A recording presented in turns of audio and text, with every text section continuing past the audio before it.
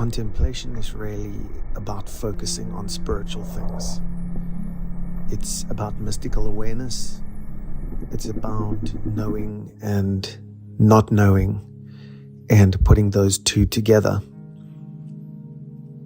In psychology, we put uncertainty and certainty together.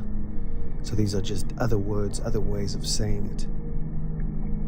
So the word contemplation basically means that we are thinking deeply and focusing intently on something before we take action in our lives. So it is the pause before we take actions. Now, that's a big deal for people if you are doing what you don't want to do in your life. If you wake up every day and are not doing what you need to do, or you are doing negative things, then this pause that contemplation will bring is going to be very, very important for you. St. Paul put it very well in his letter to the Romans when he said, "For I do not do what I want, but I do the very thing I hate. Now, if I do what I do not want, I agree with the law that it is good. So now it is no longer I who do it, but ego that dwells within me. For I know that nothing good dwells in me, that is my flesh." So flesh was just another word for ego, or lower self in the old days.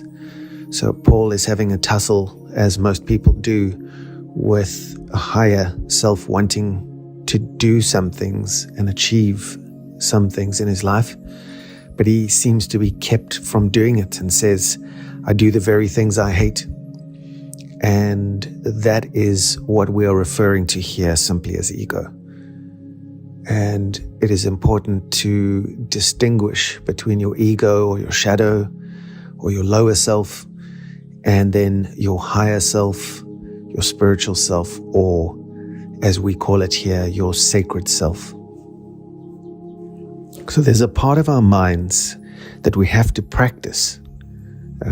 Like we practice gym, we need to practice training our minds more today than ever before.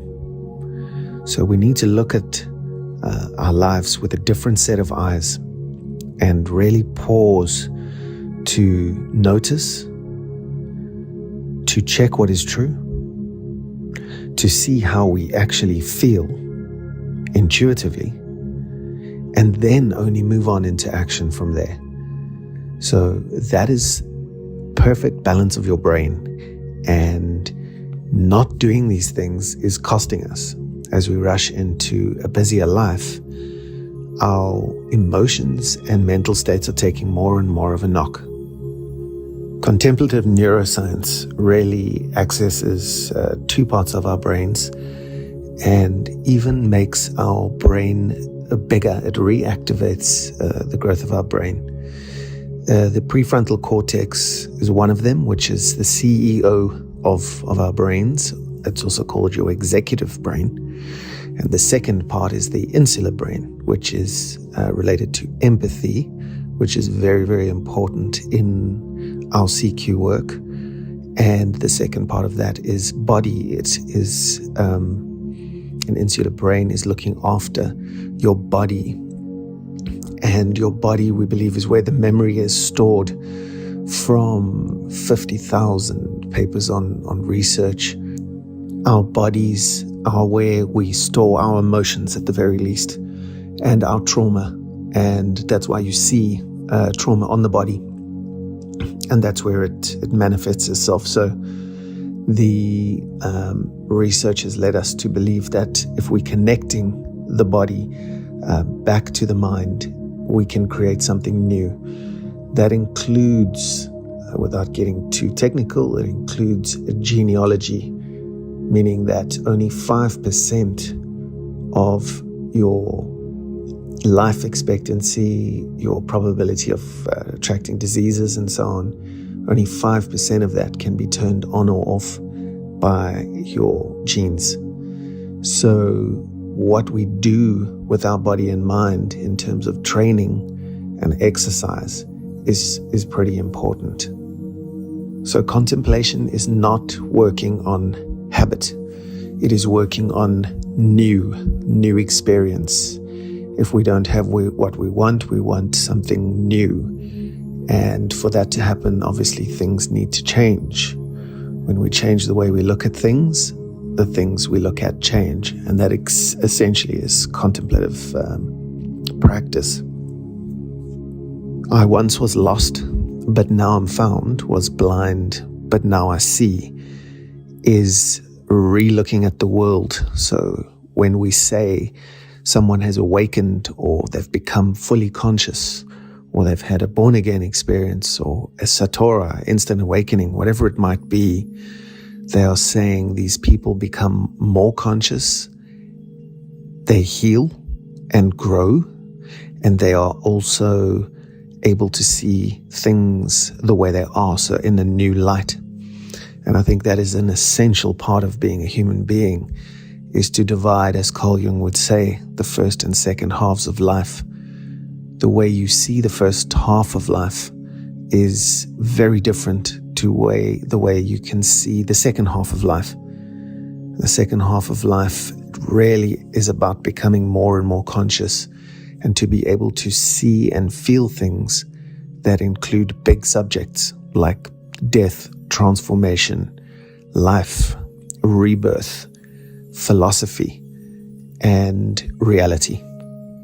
So anytime we are contemplative, we are keeping it simple. We are looking at the sky and wondering where the stars came from, why some become supernovas and others disappear and explode, why your child is the way they are, why they are here and why they are growing.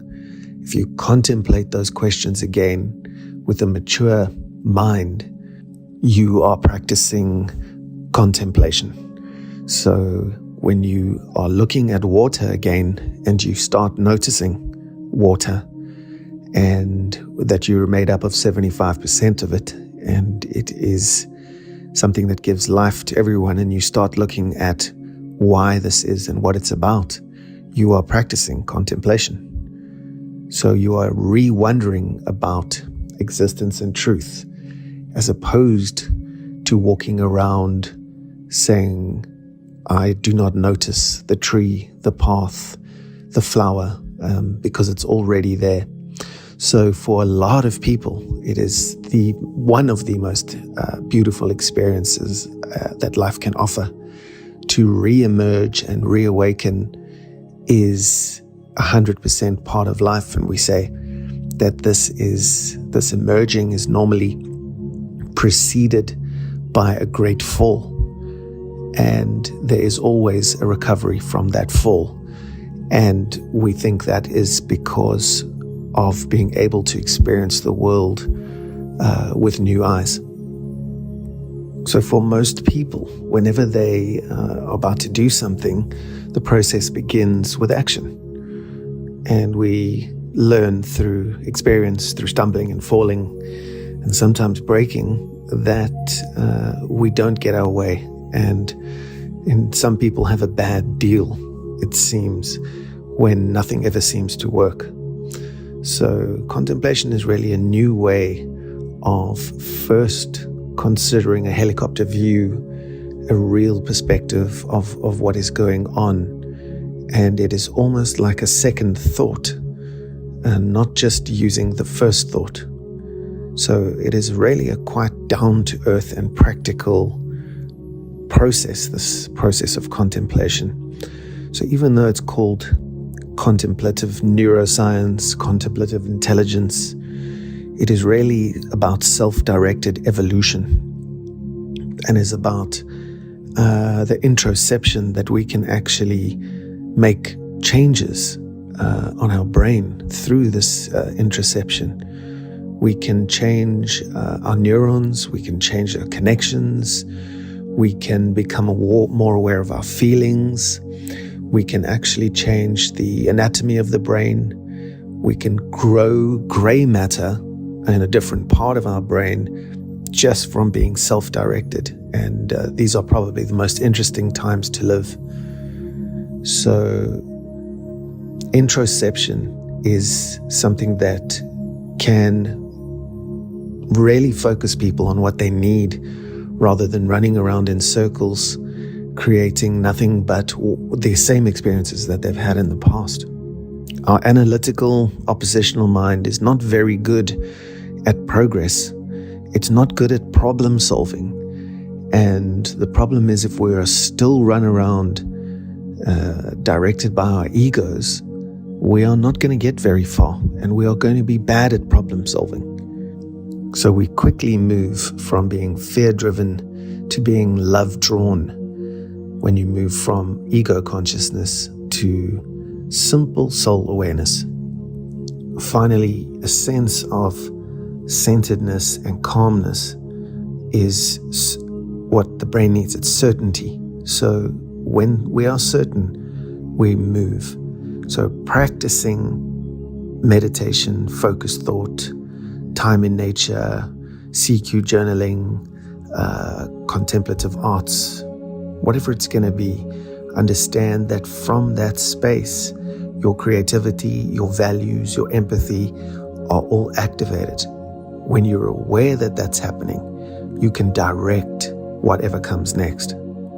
If you're expecting to heal or to progress, self-actualize yourself, if you want to overcome anxiety, depression, traumas of the past, every possible tool that's going to help you is exactly the same. They are all going to try and help you change your neurochemistry. And that is something that neuroscience says you can self-direct. You can evolve, change from a state of installing new software and getting back into those two parts of our brain, the prefrontal cortex, with a CEO taking over the job of the brain as it should be.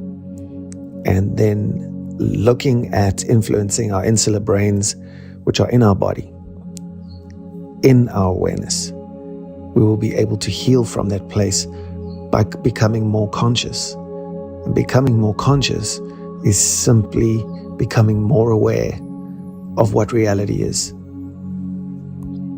And reality is always kind, because in reality, we are well.